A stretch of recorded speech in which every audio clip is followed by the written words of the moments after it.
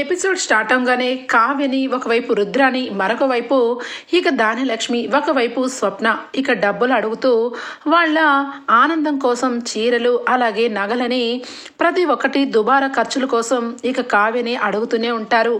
కావ్య చాలా బాధపడుతూ ఇదేంటి ఇంతలా ఖర్చు పెడుతున్నారు, ఇవి డబ్బులు అనుకుంటున్నారా లే మంచినీళ్ళు అనుకుంటున్నారా, అసలు కనీసం కొంచెం కూడా ఎవరికి బాధ్యత లేదు అని చెప్పి మనసులో అనుకుంటూ ఇక వంట పని కానిస్తూ ఉంటుంది. ఇంతలోనే ఇక అక్కడికి శాంత వస్తుంది.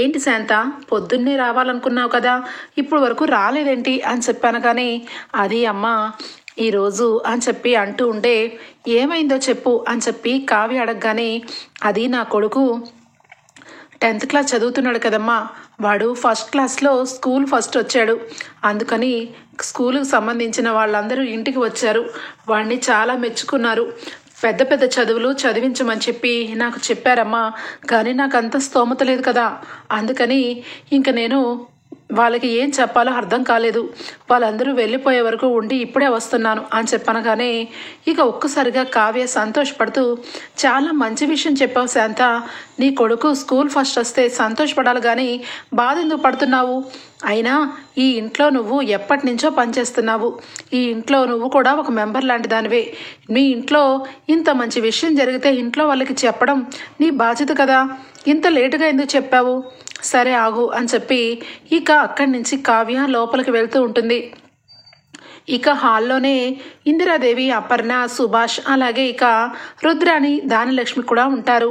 ఈ కావ్య ఏంటి లోపలికి వెళ్తుంది అని చెప్పి పరిశీలనగా చూస్తూ ఉంటే ఇక ఇందిరాదేవి అమ్మ కావ్య అని చెప్పి పిలవగానే అమ్మమ్మ గారు అని చెప్పి ఇక దగ్గరికి వచ్చి అమ్మమ్మ గారు మీకు ఈ విషయం తెలియదు కదా, శాంత వాళ్ళ కొడుకు స్కూల్ ఫస్ట్ వచ్చాడంట, వాడికి ఇక కాలేజ్ తరపున వాళ్ళు వచ్చి వాళ్ళ కాలేజీలో జాయిన్ చేసుకుంటామని ఇక చాలా ప్రెజర్ చేశారంట, కానీ శాంత అంత డబ్బులు కట్టలేదని ఇక సైలెంట్గా ఉండిపోయిందంట అని చెప్పి విషయం చెప్పగానే అంత మంచిగా చదువుకున్న పిల్లవాడిని స్కూల్ మానిపించడం ఏంటి, ఖచ్చితంగా చదివించాలి అని చెప్పి ఇందిరాదేవి అనటంతో అమ్మమ్మ అందుకే నేను ఒక విషయం మిమ్మల్ని అడగాలని వచ్చాను, ఇక మన తరపు నుంచి వాడికి మన ఇంటి తరపు నుంచి కొంత డబ్బు అయితే వాడికి ఇవ్వాలనుకుంటున్నాను, ఏమంటారమ్మమ్మ అని చెప్పాను. కానీ ఇదేంటి కావ్య కొత్తగా అడుగుతున్నావు, ఈ ఇల్లంతా నీది, ఈ ఇల్లుకు సంబంధించిన ఆస్తి వివరాలన్నీ నీ పేరు మీదే ఉన్నాయి, నువ్వు ఒకరికి సంజాషి చెప్పాల్సిన అవసరం లేదు, అలా అని చెప్పి ఒకరి పర్మిషన్ అడగాల్సిన అవసరం లేదు, నీకు నచ్చింది చెయ్యమ్మా అని చెప్పి ఇందిరాదేవి అంటుంది. ఆ మాటలకి ఇక కావ్య లోపలికి వెళ్ళి ఇక బీరువా తెరిచి డబ్బులు తీసుకొని కిందికి వస్తుంది. ఇక అక్కడే ఉన్న రుద్రాని అలాగే దానలక్ష్మి ఇద్దరు కూడా మొహమొహాలు చూసుకుంటూ ఉంటే చూసావా దానలక్ష్మి, ఈ కావ్య ఇంటి సొమ్మంతా కూడా దాన ధర్మాలు చేయడానికి ఇక ఎలా ముందుకు వెళ్ళిపోతుందో, అంతేలే ఎప్పుడైనా తోటి సమఉజ్జీవాలు బాగుండాలని కోరుకుంటారంట, ఒకప్పుడు వీళ్ళు కూడా అంతే కదా, మట్టి బొమ్మల్ని చేసుకుని రోజు పూట గడవడానికి వీలుగా లేని ఫ్యామిలీ నుండి వచ్చింది కదా అని చెప్పి ఇక ఇద్దరు అనుకుంటారు, అలా అని మనం అనుకుంటే బాగోదు, ఖచ్చితంగా నలుగురిలో అడగాలి, దాన ధర్మాలు చేయడానికి ఈ డబ్బేమీ ఫ్రీగా రాలేదు, మావయ్య గారు ఒక్కరే కాదు, మావయ్య గారి తర్వాత ఇక చిన్నన్నయ్య పెద్దన్నయ్య కలిసి కష్టపడిన కష్టార్జితం అది, ఈవిడ గారు మెప్పుకోలుకు ఇలాగే డబ్బులు దానధర్తం చేస్తూ ఉంటుంది అని చెప్పి ఇక కావ్య కిందకి వచ్చి అమ్మమ్మ గారు ఇది మీ చేతులతో ఇస్తేనే బాగుంటుంది అని చెప్పనగానే ఇక డబ్బులు తీసుకొని ఆ అబ్బాయి చేతికి పెడుతుంది ఇందిరాదేవి. ఇక కాళ్ళకి దండం పెట్టగానే మంచిగా చదువుకొని మంచిగా పైకి పేరు తెచ్చుకోవాలి అని చెప్పి అనగానే ఇక ఆ కుటుంబం చాలా సంతోషపడుతుంది. సరే అమ్మా, మీరు నిజంగా దేవుళ్ళతో సమానం, ఇంత డబ్బు ఇచ్చి మా పిల్లవాడిని పై చదువులకి చదువుకోమని చెప్తున్నారు, ఎవరమ్మా ఈ రోజుల్లో సహాయం చేస్తారు అనగానే అవునవును ఎవరు చేస్తారు, ఎవరు చేయరు, కానీ మా ఇంట్లో మాత్రం డబ్బులు వర్షం కురుస్తూ ఉంటుంది, అందుకే ఈవిడి గారు ఇష్టం వచ్చినట్టుగా లెక్క పత్రం లేక దాన ధర్మాలు చేస్తూ ఉంటుంది అని చెప్పి అంటుంది ఇక దానిలక్ష్మి. ఇక వాళ్ళైతే అక్కడి నుంచి వెళ్ళిపోతారు. వెళ్ళిపోయిన వెంటనే ఇక ఇందిరాదేవి అయితే దానిలక్ష్మి ఏం మాట్లాడుతున్నావు, నోటికి ఎంత వస్తే అంత మాట్లాడతావా, ఆ పిల్లవాడి చదువు కోసం కావ్య డబ్బు పంపించింది, అంతే తప్పించి దుబారా ఖర్చులకు కాదు అనగానే, అదేంటత్తయ్య, కావ్య అంటే ఏదైనా కూడా మంచి ఖర్చే పెడుతుంది. ఇక కావ్య గురించి ఒక్క మాట కూడా ఎవరూ మాట్లాడకూడదు. ప్రతి ఒక్కటి మీరు సమర్థింపుగా మాట్లాడతారు. ఇంట్లో అసలు ఏంటి సంబంధించిన వాటికి ఏమి రెస్పాన్స్ లేదు, కానీ దాన ధర్మాలు మాత్రం చేసేస్తుంది. ఎందుకంటే తను మంచిది అని చెప్పి నలుగురికి తెలియాలి కదా అనగానే, చిన్నత్తయ్య అసలు మీరు ఏం ఉద్దేశించి మాట్లాడుతున్నారు? నేనేం తప్పు చేశాను? నేనేం దుబారా ఖర్చు పెట్టాను? నా సొంతగా నా కోసం ఒక్క రూపాయి కూడా నేను ఖర్చు పెట్టుకోలేదు అనగానే, అంటే ఏంటి నీ ఉద్దేశం? మేము బాగా ఖర్చు పెడుతున్నామనేగా. పొద్దున కూడా చూశాను, డిజైనర్ రాగానే 3 లక్షలా అని చెప్పి నోరు తేలేసావు. అంటే నీ ఉద్దేశం ఏంటి? దుబారా ఖర్చు పెట్టేది నేనా? ఈ ఇంట్లో నాకు ఆ మాత్రం స్వేచ్ఛ లేదా, హక్కు లేదా అని చెప్పనగానే, దుబారా ఖర్చు పెట్టారని నేనెక్కడన్నా చిన్నత్తయ్య? నేను ఒక్క రూపాయి కూడా ఖర్చు చేయట్లేదు అని చెప్పాను అనగానే, లేదు, నువ్వు కావాలని దానిలక్ష్మిని కించపరిచావు. అయినా పెత్తనం తలకెక్కించుకున్నప్పటి నుంచి బాగా కళ్ళు పైకొచ్చినాయి. చిన్నంతరం పెద్దంతరం లేదు. ఆఫ్టర్ ఆల్ 3 లక్షల కోసం 2 లక్షల కోసం మేము వచ్చి నీ దగ్గరకు వచ్చి చేయి చాపుతున్నామనేగా నీకు ఇంత పొగరు అని చెప్పి దానిలక్ష్మిని సపోర్ట్ చేస్తూ రుద్రని అంటూ ఉంటుంది. ఇక వెంటనే స్వప్న, ఏంటత్తా కావాలని అగ్ని నిప్పు రాజేస్తున్నావేంటి? 2 లక్షలు 3 లక్షలు ఆఫ్టర్ ఆల్ అయ్యుండొచ్చు, కానీ కావ్య విషయంలో మీరు మీ నోటుకొచ్చినట్టుగా మాట్లాడితే ఎవరు పడేది లేదు. కావ్య ఈ ఇంటికి వచ్చినప్పటి నుంచి ఏ రోజు కూడా కాస్ట్లీగా ఏవి ఖర్చు పెట్టదు. ఎప్పుడూ సింపుల్గానే ఉంటుంది నా చెల్లి విషయంలో ఎందుకు అలా మాట్లాడుతున్నారు మీరు అని చెప్పి స్వప్న అడుగుతూ ఉంటుంది. ఇక అప్పుడు వెంటనే కావ్య, అక్క నువ్వు ఊరుకో అక్క, ఈ ఇంట్లో నాకంటూ ఖర్చు పెట్టుకోవడం అనేది ఎప్పుడూ జరగదు కూడా. కానీ ఈ డబ్బంతా కూడా నా పేరు మీద ఉంది కాబట్టి నేనే ప్రతి ఒక్కటి లెక్క చెప్పాలి కాబట్టి 3 లక్షల 2 లక్షల అని చెప్పి అడిగాను తప్పించి ఎవరిని ఉద్దేశించి కాదత్తయ్య అని చెప్పి ఇక సామరస్యంగా కావ్య చెప్తూ ఉంటుంది. ఇంతలో రాజ్ ఇక అంతా కూడా చూడటం జరుగుతుంది. ఇక రాజ్ అయితే ఇంట్లో వచ్చిన తర్వాత మనశ్శాంతి లేకుండా ఏదో ఒకటి గొడవ పడుతూనే ఉంటారు అని చెప్పి మనసులో అనుకొని ఇక అక్కడి నుంచి లోపలికి వెళ్ళిపోతాడు. ఇక ఒకవైపు రుద్రాని, ఒకవైపు దానిలక్ష్మి ఇద్దరు కూడా కావాలని కావ్యని పదే మాటలు అంటూ ఉంటారు. ఇక కావ్య కూడా ఆ మాటల్ని పక్కన పెట్టేసి తన పని తను చేసుకుంటూ ఉంటుంది. ఇంతలో ఇక రాజ్ లోపల రూమ్లో ఫోన్ చేస్తూ ఉంటాడు ఒక నెంబర్కి. ఇక ఆ నెంబర్ నుంచి రాజగోపాల్ లిఫ్ట్ చేస్తాడేమోనన్న ఆశతో పదే కాల్ చేస్తూ లిఫ్ట్ చేయపోయేసరికి ఇక అటు ఇటు తిరుగుతూ ఉంటాడు.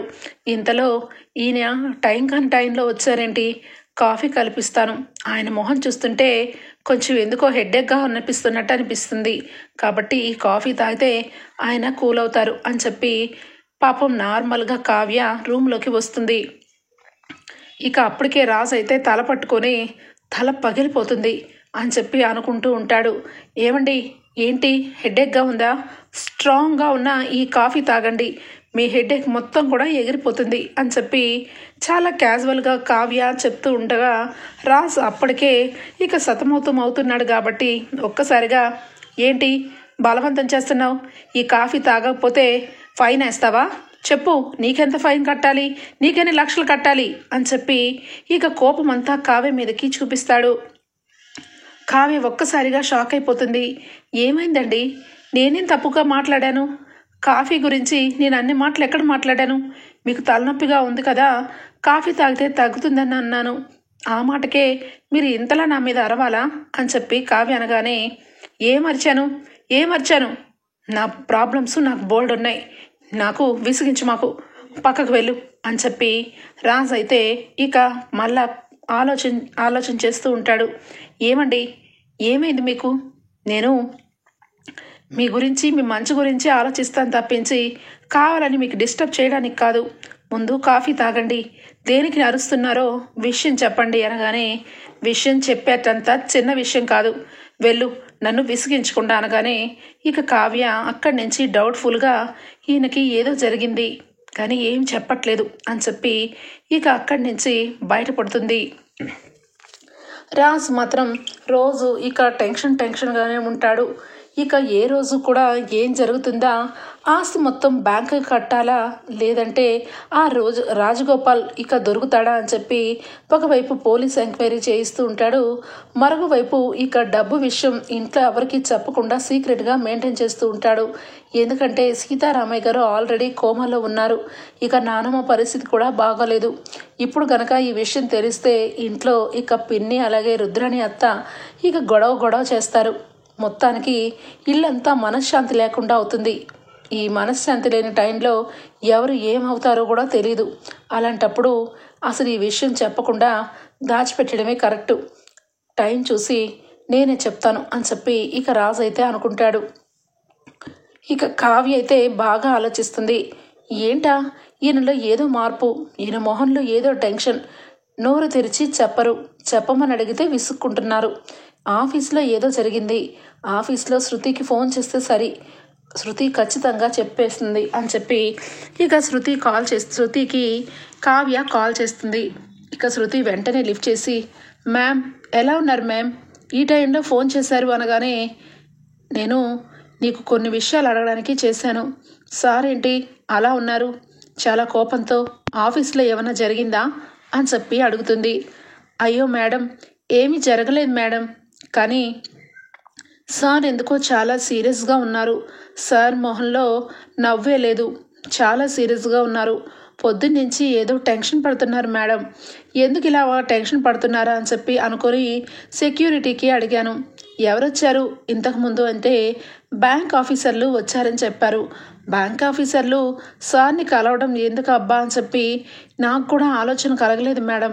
నేనే మిమ్మల్ని ఫోన్ చేసి అడుగుదాం అనుకున్నాను సార్ ఎలా ఉన్నారని అని చెప్పి ఇక శృతి చెప్తుంది. ఒక్కసారిగా కావ్యకి అర్థమవుతుంది. బ్యాంక్ ఆఫీసర్లు ఆయన్ని కలిశారా, ఆయన అప్పటి నుంచి ఇలా ఉన్నారా, ఏదో జరిగింది అని చెప్పి ఇక రాజ్కి తెలియకుండా ఆఫీస్కి అయితే వెళ్తుంది కావ్య. ఇక కావ్య వెళ్ళగానే శృతిని పిలుస్తుంది. సార్ ఇక ఎందుకు అలా ఉన్నారో తెలియదు మేడం అనగానే, సార్ అలా ఎందుకు ఉన్నారో తెలుసుకోవాలంటే నాకు కొంచెం పర్మిషన్ కావాలి, సీసీటీవీ ఫుటేజ్ మొత్తం నా దగ్గర పెట్టు అని చెప్పి ఇక కావ్య అడుగుతుంది. ఇక శృతి వెంటనే సీసీటీవీ ఫుటేజ్ మొత్తం కూడా కావ్యకి చూపిస్తుంది. అందులో బ్యాంక్ మేనేజర్లు రాజ్తో ఏం మాట్లాడారో మొత్తం కనిపిస్తుంది. రాజ్ ఇక అందుకే ఆ రకంగా ఉన్నాడని ఇక కావ్య తెలుసుకుంటుంది. 100 కోట్ల రూపాయలు జమ చేసుకుంటారా బ్యాంకు వాళ్ళు, వాడేదో చేసిన పనికి మన కుటుంబం అన్యాయం అయిపోతుందనా ఆయన బాధ అని చెప్పి షాక్ అయిపోతుంది ఇక కావ్య. ఈ నందగోపాలు ఎక్కడికి వెళ్ళిపోయి ఉంటాడు, ఈ నందగోపాల్ని పట్టుకుంటే ఖచ్చితంగా 100 కోట్ల రూపాయలు ఇక జరిమానా కట్టనవసరం లేదు. అయినా ఈ నందగోపాల్ అంటే అని చెప్పి పాత ఫైల్స్ అన్నీ కూడా తిరగతోడుతుంది. ఇక అంతకుముందు సీతారామయ్యతో మాట్లాడినప్పుడు 2-3 సార్లు నందగోపాల్ అన్న విషయం గుర్తుకు తెచ్చుకుంటుంది కావ్య. ఇక ఒక్కసారిగా పాత ఫైల్స్ అన్నీ ఓపెన్ చేసి చూస్తే 2-3 చోట్ల నందగోపాల్ వాళ్ళు ఇక సీతారామయ్య గారితో ఇక షూరిటీ సంతకాలు పెట్టించుకొని అప్పటికప్పుడే అవి క్లియర్ చేసినట్టుగా కొంత కనిపిస్తుంది. అంతకుముందు బిజినెస్ చేసినప్పుడు వాళ్ళ షేర్స్ అన్నీ కూడా ఇక కొన్ని షేర్స్ అన్నీ కూడా స్వరాజ్ గ్రూప్ ఆఫ్ కంపెనీలో కలపడం, అలాగే ఇక స్వరాజ్ గ్రూప్ ఆఫ్ కంపెనీ కూడా వాళ్ళ షేర్లతో ఏకమవటం, అలా కొన్ని సంవత్సరాలుగా ఇక ఆ నందగోపాల్ వాళ్ళ తాతయ్య గారితో ఇక సీతారామయ్య చేసిన బిజినెస్కు సంబంధించిన కొన్ని ఫైల్స్ అయితే అన్నీ కూడా తీక్షణంగా చూస్తుంది. ఇక ఒక్కసారిగా ఆలోచన వస్తుంది. ఇక ఇన్ని నెంబర్లు ఉన్నాయి, పలానా నెంబర్లు అని చెప్పి ప్రతి ఒక్క నెంబర్కి ఒక్కొక్క పేరుని పెట్టుకున్నాడేంటి అని చెప్పి ఆఫీసుకి సంబంధించిన వివరాలు అన్నీ కూడా కావ్య సేకరిస్తుంది. ఇక ఒక్కసారిగా బ్యాంక్ ఆఫీసర్ల ద్వారా చిట్ ఫండ్ కంపెనీని ఎత్తేసాడని చెప్పి విషయం తెలుసుకున్న కావ్య ఇక వెంటనే నందగోపాల్కి కాల్ చేస్తుంది. నందగోపాల్ ఇక లిఫ్ట్ చేయడు. నందగోపాల్ లిఫ్ట్ చేయకపోయేసరికి ఏదో జరుగుతుంది, ఎక్కడికి వెళ్ళిపోయాడు, పరారీ అయిపోయాడా లేదంటే లోకల్లోనే ఉన్నాడా అని చెప్పి కావ్య శృతికి ఫోన్ చేసి ఒకసారి క్యాబినెట్లోకి రా శృతి అని చెప్పి పిలుస్తుంది. మేడం చెప్పండి మేడం అనగానే, నాకు గంటలో తెలియాలి నందగోపాల్కి ఎన్ని బిజినెస్లు ఉన్నాయి, ఎన్ని రకాల ఫోన్ నంబర్స్ ఉన్నాయి, ఎక్కడెక్కడ తను స్టే చేస్తారన్న విషయం మొత్తం నాకు తెలియాలి అని చెప్పి అనగానే, మేడం కొంచెం కష్టం మేడం, నంబర్స్ అయితే కనీసం చాలా నెంబర్లు ఉన్నాయి, ఈ నెంబర్లో తను ఏ నెంబర్లో ఉంటాడో ఎవరికి తెలీదు అని చెప్పి శృతి అయితే కొన్ని నెంబర్స్ అయితే పాతకాలం డేటాను మొత్తం తీసి ఇవ్వటం జరుగుతుంది. ఆ ఫోన్ నెంబర్లు తీసుకొని ప్రతి ఒక్క ఫోన్ నెంబర్కి కాల్ చేస్తుంది. ఒక్క కాల్ కూడా లిఫ్ట్ చేయడు నందగోపాల్ అయితే. వెంటనే కావ్య రంగంలోకి దిగుతుంది. చిట్ ఫండ్ కంపెనీ పెట్టి అందరినీ చీటింగ్ చేసిందే కాక తాతయ్య గారి షూరిటీ సంతకాన్ని జన్మలో మర్చిపోకుండా మా ఆస్తిని కూడా కొట్టేద్దామని చూసిన ఈ నందగోపాల్కి సరైన బుద్ధి చెప్పాలి అని చెప్పి కావ్య అయితే డిసైడ్ అవుతుంది. కావ్య ఆఫీస్కి సరాసరి వెళ్తుంది. అక్కడ అందరూ కూడా గొడవ చేస్తూ ఉంటారు. మా డబ్బు మాకు ఇప్పించండి, మా డబ్బు మాకు ఇప్పించండి, మేము ఎంతగానో పెళ్ళిళ్ళ కోసం, పిల్లల చదువుల కోసం, హై ఎడ్యుకేషన్ కోసం ఈ చిట్ ఫండ్ కంపెనీలో డబ్బు కట్టాం, దానికోసం ప్రతిఫలం రూపాయి కూడా లేకుండా చేశాడు, మా డబ్బు మాకు కట్టండి అని చెప్పి గొడవ చేస్తూ ఉంటుంది. దూరం నుంచి కావ్య చూసి చాలా బాధపడుతుంది. వీడు ఇంత అన్యాయం చేసిరాడు, ఎక్కడికి వెళ్తాడు, ఎక్కడికి వెళ్ళడు, వాడు ఎక్కడ ఉండుంటాడు అని చెప్పి కావ్య అయితే తెలివిగా అర్థం చేసుకొని ఇంటికి తిరిగి వస్తుంది. ఇంటికి తిరిగి వచ్చే దారిలో కనకం కనబడుతుంది. కనకం కూరగాయలు కొనుక్కొని కావ్య అని చెప్పనగానే కావ్య ఒక్కసారిగా ఆటో ఆపి, ఏంటమ్మా ఇక్కడేం చేస్తున్నావు అనగానే, నువ్వేం చేస్తున్నావే, ఇది ఎప్పుడు నేను వచ్చే కూరగాయల సంతలో మార్కెటే కదా, ఇక్కడ కొనుగోలు చేసుకుంటాను, నువ్వేంటి అనగానే జరిగిన విషయం చెప్తుంది. ఒక్కసారిగా కనకం షాక్ అయిపోతుంది. ఏం చేద్దాం అనుకుంటున్నావే, మరి అంత ఆస్తిని జప్తు చెయ్యాలా, ఆ కుటుంబం ఎక్కడుంటుంది, వాళ్ళు రాజుల నాటి కుటుంబంలాగా పేరు ప్రఖ్యాతులతో ఉంది దుగ్గిరాల కుటుంబం, ఇప్పుడు నిలవ నీడ లేకుండా చేస్తాడా బెదవ, వాడు ఎక్కడున్నాడని ఎతకాలి అనగానే, వాడు ఎక్కడ ఉన్నాడు, వాడు కావాలనే నటిస్తున్నాడని అర్థమైంది అని చెప్పి ఇద్దరు అనుకుంటారు. కావ్యకి కనకం అంటుంది, కావ్య నేను నీకు ఏ రకంగా అయినా సహాయం చేస్తానే, వాడిని ఏ రకంగా అయినా పట్టుకుంటాను అని చెప్పి అనగానే, సరే అమ్మా, వాడు ఫామ్ హౌస్లో ఉంటాడని తెలిసింది, వాడి ఫామ్ హౌస్లో వాడు మనం వెళ్ళినప్పుడు కనపడడు, అలా అని చెప్పి వాడు అక్కడికి రాకుండా ఉండడు, అందుకని నువ్వేం చెయ్యాలో నేను చెప్తాను అని చెప్పి విషయం చెప్తుంది. సరే కావ్య, ఖచ్చితంగా మీ అత్తగారింట్లో శుభం జరగాలని నేను కోరుకుంటున్నాను, కాబట్టి కొంచెం రిస్క్ అయినా పర్వాలేదు, నేను చేస్తానే అని చెప్పి మాట ఇస్తుంది.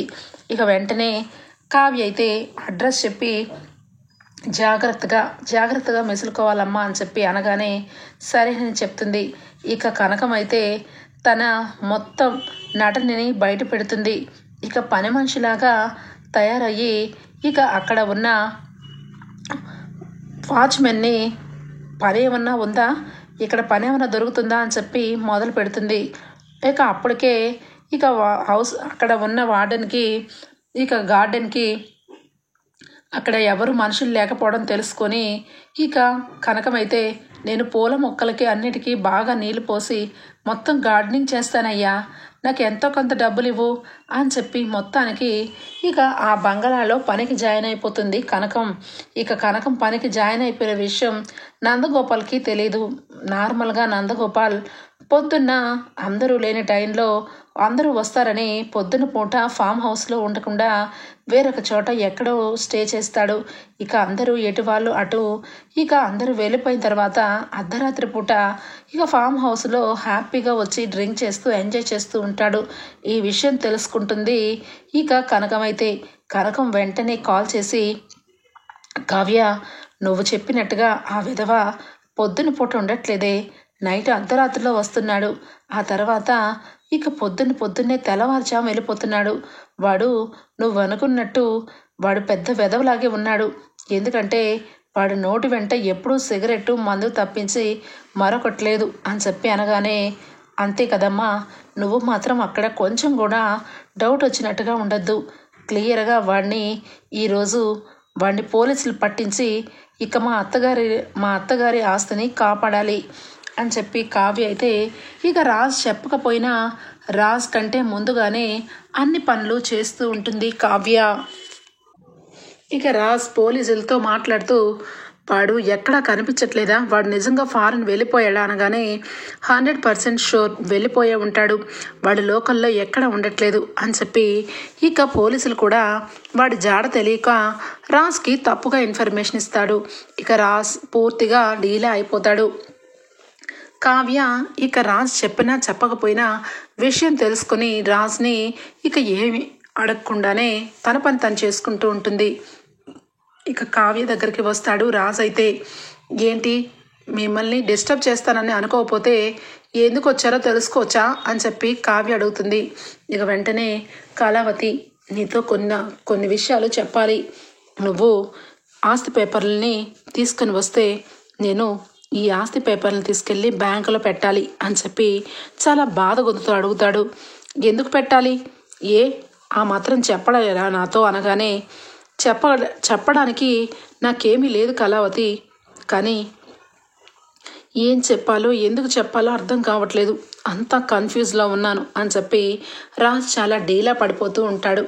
ఆ మాటలు విని ఇక కావ్య, ఏమండి మీరు ఎప్పుడు నన్ను తప్పుగానే అర్థం చేసుకుంటారు, ఆస్తి పేపర్లు మీ దగ్గరే మీ బీరువాలోనే మీ లాకర్లోనే పెట్టాను, మీకు ఎప్పుడు ఇష్టమైతే అప్పుడు తీసుకోవచ్చు, నా పర్మిషన్ ఎందుకు అడుగుతున్నారు, కానీ ఒక్కటి మాత్రం గుర్తుపెట్టుకోండి, మీరు బాధలో ఉన్నారు, ఆ బాధని మీరు నాతో పంచుకుంటే బాగుంటుంది, అంతేగాని మీకు మీరే బాధపడితే ఏం బాగుంటుంది చెప్పండి, మీ బాధ నా బాధ కాదా, ఈ కుటుంబం గురించి మీరు రాత్రనగా పగలనక ఆలోచిస్తూనే ఉన్నారు, కానీ ఈ కుటుంబం మీ గురించి ఎవరి గురించి ఆలోచించట్లేదు, ముఖ్యంగా దానలక్ష్మి, చిన్నత్తయ్య, అలాగే రుద్రాణి అయితే ఖర్చు మీద ఖర్చులు పెడుతూ ఇంటి ఆస్తిని ఒక్కరోజుకే హారతి కర్పూరంలాగా కరిగించేసే రకం.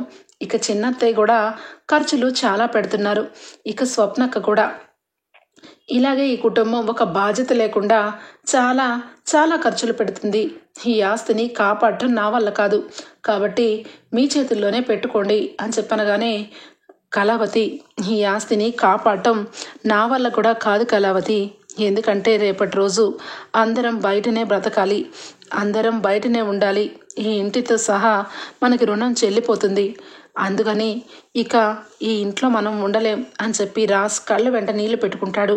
ఇక ఒక్కసారిగా కావ్య, ఎందుకండి ఎందుకు బాధపడుతున్నారు, ఆ రాజగోపాల్ గురించే కదా అనగానే, ఒక్కసారిగా కావ్య ఆ మాటలు విన్న రాజ్, నీగా తెలుసు అనగానే, నాకు మొత్తం తెలుసు, ఆ రాజగోపాల్ గాడి గురించి కూడా నాకు తెలుసు, వాడు అందరినీ టోకరా కొట్టి ఒక అడవిలో ఒక ఇంట్లో వాడు హ్యాపీగా డే అంతా గడుపుతున్నాడు, నైట్ ఎప్పుడో ఎవరికి తెలియని టైంలో వచ్చి ఇక ఫామ్ హౌస్లో ఉండి వెళ్ళిపోతున్నాడు, వాడు ఎప్పుడు వస్తున్నాడో ఎప్పుడు వెళ్ళిపోతున్నాడో ఎవరికి తెలీదు అని చెప్పనగానే, ఈ ఇన్ఫర్మేషన్ అంతా నీకు అలా తెలుసు అనగానే, అక్కడ జరిగిన విషయంలో మొత్తం నాకు శృతి చెప్పింది, నేను ఆఫీస్లో మొత్తం చూశాను, మిమ్మల్ని వచ్చి బ్యాంకు వాళ్ళు మాట్లాడిన మాటలు అన్నీ కూడా నాకు తెలుసు, కానీ మీరు నాకు చెప్పలేదు కాబట్టి నేను మీకు అడగలేదు, కానీ ఈ విషయంలో ఖచ్చితంగా వాడిని పోలీసులకు పట్టించాలి అంటే వాళ్ళలాగే మనం కూడా నాగ్గా ఉండాలి అని చెప్పి ఇక అనడంతో, మనం వాడిని పట్టుకుని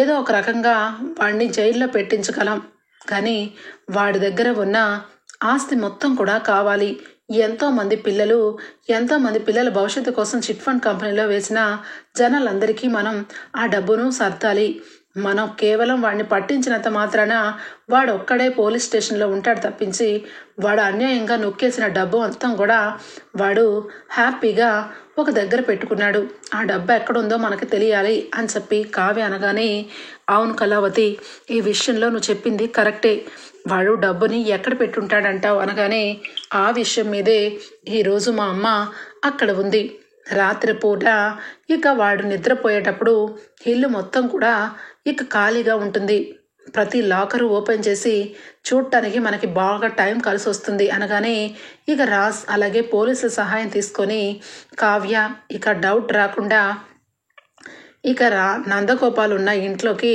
నందగోపాల్ కంటే ముందే ప్రవేశిస్తారు. ఇక నందగోపాల్ అయితే సూట్ కేసు డబ్బులన్నీ కూడా లాకర్ల నుంచి పెట్టుకొని ఇక ఫుల్గా డ్రింక్ చేసేసి ఫోన్ చేయగానే, ఇంకొక 10 రోజులే, 10 రోజుల తర్వాత ఇక మనం హ్యాపీగా బయట తిరగచ్చు. నువ్వు అనుకున్నట్టు హ్యాపీగా మనం లీడ్ చేయాలంటే ఈ డబ్బు కాదు, ఇంకా చాలా డబ్బు కావాలి డార్లింగ్. ఇక నాకు ఇక ఎదురే లేదు.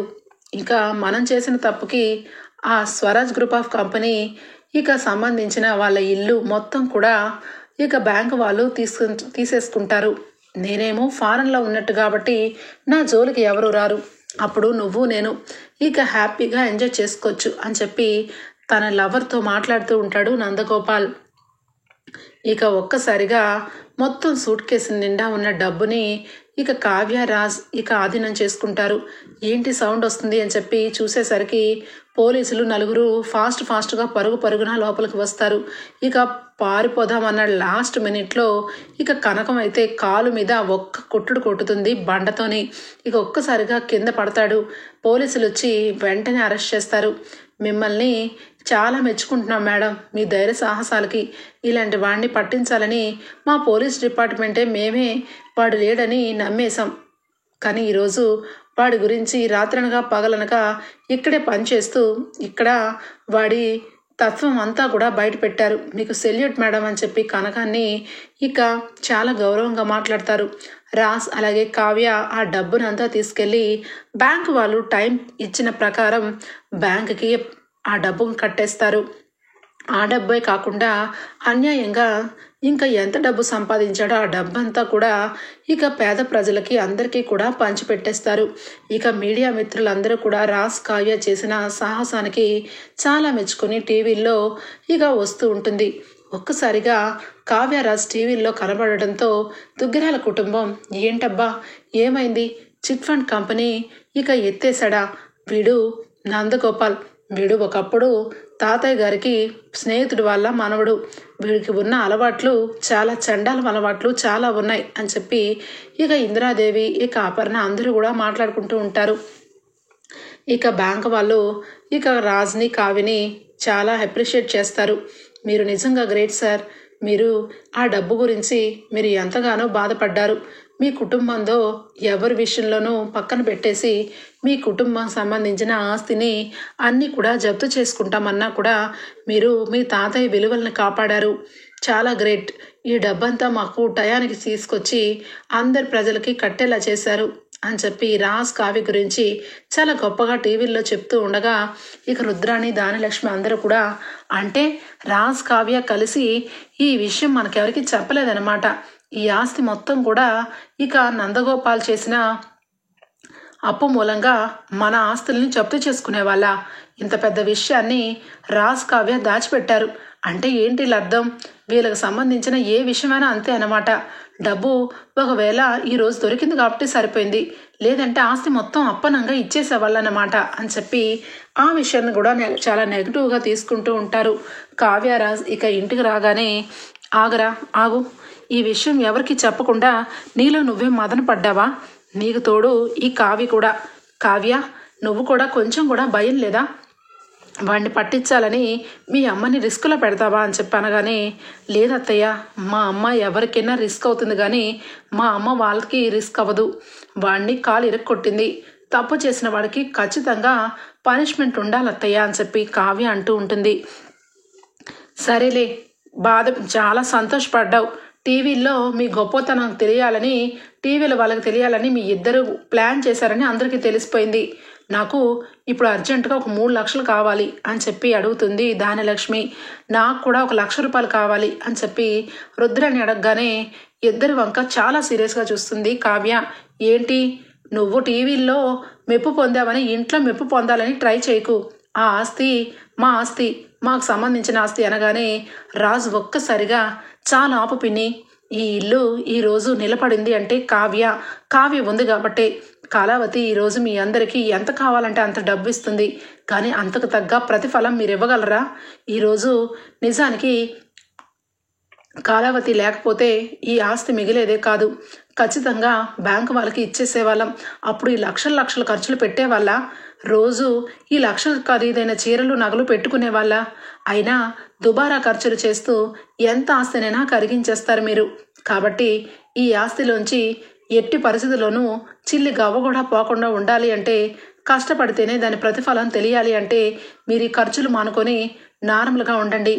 లేదంటే అనగానే ఏంట్రా, లేదంటే ఏంటి అర్థం అని చెప్పి ఇక రుద్రాన్ని అనగానే ఏమీ లేదు, ఇక నుంచి ఎలాంటి దుబారా ఖర్చులు ఎవరు చేయడానికి లేదు. ఈ ఆస్తిని ఎంత కష్టపడి తాతయ్య తెచ్చియారో అంత కష్టంగా ఈ ఆస్తిని మనం జాగ్రత్తగా చూసుకోవాలి. లేదంటే ఆస్తి మొత్తం కూడా హారతి కర్పూరం అయిపోతుంది అని చెప్పి రాస్ ఇక చెప్పడంతో కావ్య స్ట్రిక్ట్గా రూల్ పాస్ చేస్తుంది. ₹1 కూడా ఎవరికి ఇచ్చేది లేదు. అది కరెక్ట్ అయిన ఖర్చు అయి ఉండాలి. అలాగే అది ఎవరి విషయంలోనూ కూడా ఎక్కువ డబ్బులు ఖర్చు అయ్యే విధంగా ఉండకూడదు. ముందే చెప్తున్నాను, ప్రతి ఒక్కటి కూడా నాకు లెక్కే అని చెప్పి కావ్య ఇంటిని అంతని కూడా డిసిప్లిన్గా ఆస్తి విషయంలో ధాన్యలక్ష్మికి అలాగే రుద్రానికి రూపాయి విలువ తెలిసేలాగా చేస్తుంది. ఓకే ఫ్రెండ్స్, రాబోయే ఎపిసోడ్స్లో ఈ విధంగానే జరగబోతుంది. మీకు నచ్చినట్లయితే ఒక లైక్ ఇచ్చేయండి friends. Bye, take care, thank you for watching.